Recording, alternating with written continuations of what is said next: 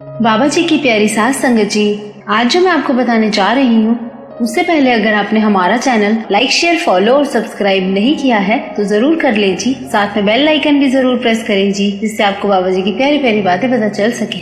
और लाइक करना बिल्कुल ना भूले जी। वो कहते हैं ना, कट जाएगा ये वक्त भी, परेशानी की क्या बात है, बाबा जी की मेहर के आगे गमों की क्या औकात है।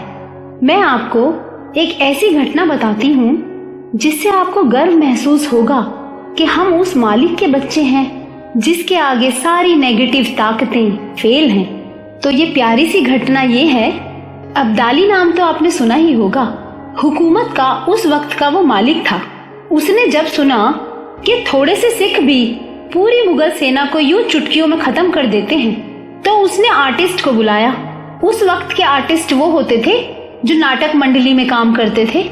तो जब अब्दाली ने कुछ आर्टिस्ट को बुलाया और उनसे कहा, मुझे बताओ ये सिख लोग लड़ते कैसे हैं, वो सब करके दिखाओ, उनकी लड़ाई का स्टाइल देखना होगा।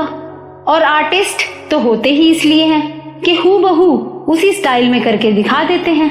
तो अब्दाली ने उन 40-50 आर्टिस्ट से कहा कि मुझे सिख बनकर बताओ कि सिख लड़ते कैसे हैं, रहते कैसे हैं, वो सब करके दिखाओ और सिखों की तरह युद्ध भी करके दिखाओ हमारे सैनिकों के साथ। मुझे पता तो चले कि सिख होते कैसे हैं। सुना है कि कुछ लोग आते हैं और सैकड़ों को मारकर चले जाते हैं। और अब्दाली का ये काम था कि वो दिन में जाकर गांव को लूटता और उनकी बहू बेटियों को उठाकर बंदी बनाकर ले आता था।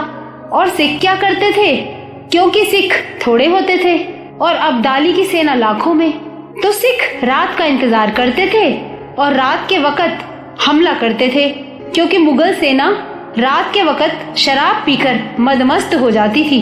तो रात के वक्त सिख उन पर हमला करके अब्दाली की सेना को मारकर सबको बहू बेटियों को छुड़ा ले जाते थे, क्योंकि अब्दाली की सेना चिल्लाती थी कि 12 बज गए, 12 बज गए। कहने का मतलब ये है कि रात के 12 बजे सिख आ गए और वो अब हमें मार ही डालेंगे। वो आते थे हिंदू बहू बेटियों को छुड़ाने। क्यों आते थे सिख? अपने लिए नहीं आते थे, दूसरों की बहू बेटियों की इज्जत बचाने आते थे। तो घटना के अनुसार अब्दाली ने कहा, मुझे करके दिखाओ कि सिख कैसे करते हैं, किस तरह से रहते हैं, कैसे लड़ते हैं। तो आर्टिस्ट ने सिखों का भेष धारण किया और उसी तरह से बातें करने लगे, उनकी तरह ही चलने लगे। आर्टिस्ट जो ठहरे। अब अब्दाली कहने लगा, ठीक है, अब सिखों की तरह युद्ध करके दिखाओ।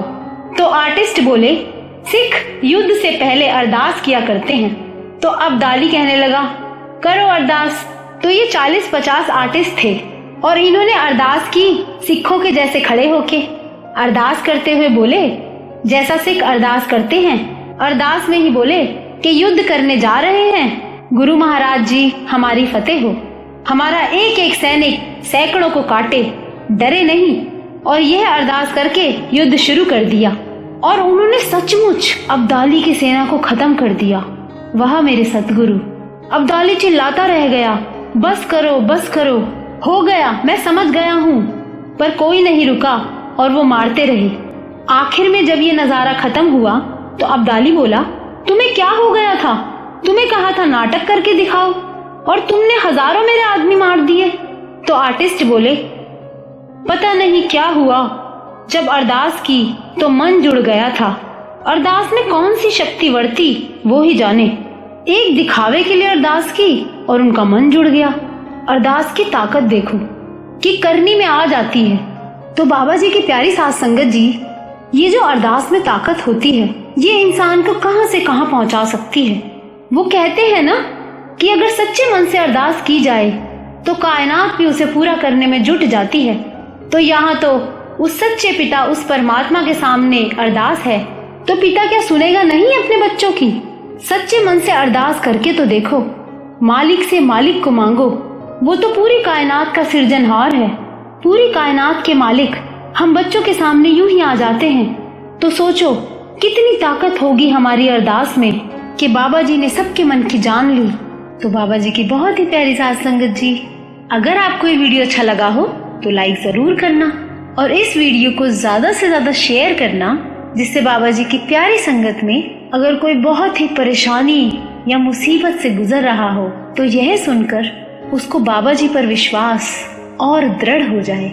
और इस चैनल को सब्सक्राइब भी जरूर करना जी।